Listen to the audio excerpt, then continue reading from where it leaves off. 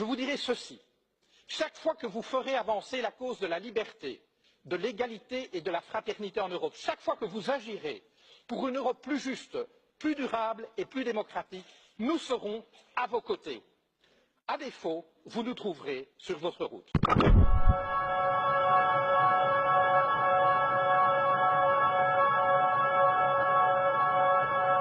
Monsieur le Président, ce que vous souhaitez pour l'Europe, vous affirmez que la France doit commencer elle-même à le faire dès aujourd'hui.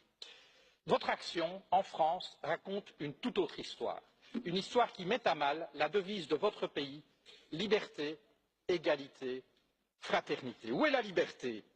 Lorsque vos citoyens peuvent être surveillés, assignés à résidence et perquisitionnés sur de simples soupçons de la police. Où est la liberté lorsque des policiers armés débarquent au petit matin pour arrêter un groupe de jeunes dont le seul tort serait d'avoir occupé pacifiquement un chantier? Ma fille en était. Elle fut emmenée devant son fils de 2 ans, loin de chez elle pour subir pendant toute une journée un interrogatoire. Dans votre France, l'état de droit garant de nos libertés s'éloigne jour après jour. Liberté, égalité. Où est-elle l'égalité lorsque vous imposez toujours plus de précarité aux travailleurs alors qu'en même temps, vous faites des cadeaux fiscaux aux plus riches, ceux que vous aimez appeler les premiers de cordée? Votre foi en eux est inébranlable, mais voyez-vous, ce qui définit la cordée, Monsieur Macron, c'est la corde. C'est elle qui permet d'adapter la vitesse du premier de cordée aux besoins du groupe. C'est elle aussi qui empêche les derniers de cordée de tomber au ravin. Mais dans nos sociétés, Monsieur le Président, cette corde n'existe plus. Les riches s'enrichissent, les classes moyennes stagnent et se précarisent, et les plus fragiles sont abandonnés à leur sort. Liberté, égalité, fraternité. Est-ce au nom de la fraternité que vous vendez des armes à des régimes qui les retournent contre leur propre population ou contre leurs voisins? Où est-elle cette fraternité lorsque votre police lacère tente ses sacs de couchage de migrants?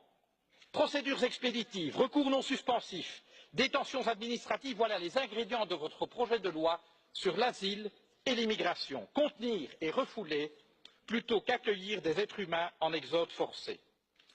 Liberté, égalité, fraternité, au pays de l'accord sur le climat, je rajouterai un 4e terme, durabilité.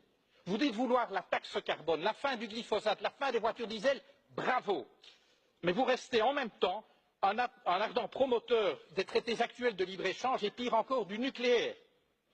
Alors, vous avez permis, contrairement à votre prédécesseur, l'adoption par l'Union européenne d'une définition totalement laxiste des perturbateurs endocriniens. Alors, vous avez eu le courage de mettre un terme à ce projet insensé d'aéroport à Notre-Dame-des-Landes, mais c'est pour, dans la foulée, écraser dans la violence les projets de celles et ceux qui inventent depuis des années une manière différente de vivre. Monsieur le Président, un livre vous dit philosophe. Il affirme qu'aucun de vos mots n'est le fruit du hasard. Voici quelques mois, vous avez parlé des gens qui réussissent et des gens qui ne sont rien. Vous n'avez pas dit des gens qui ne font rien ou des gens qui n'ont rien. Vous avez parlé des gens qui ne sont rien.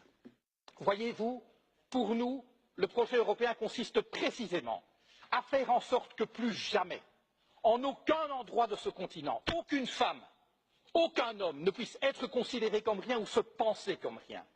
Car considérer des êtres humains comme rien, c'est permettre de leur faire subir n'importe quoi, et cela, nous ne l'accepterons jamais.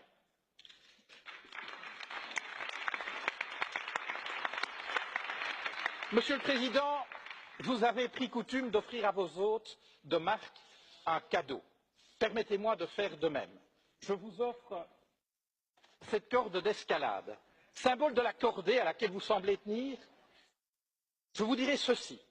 Chaque fois que vous ferez avancer la cause de la liberté, de l'égalité et de la fraternité en Europe, chaque fois que vous agirez pour une Europe plus juste, plus durable et plus démocratique, nous serons à vos côtés. À défaut, vous nous trouverez sur votre route. Je vous remercie.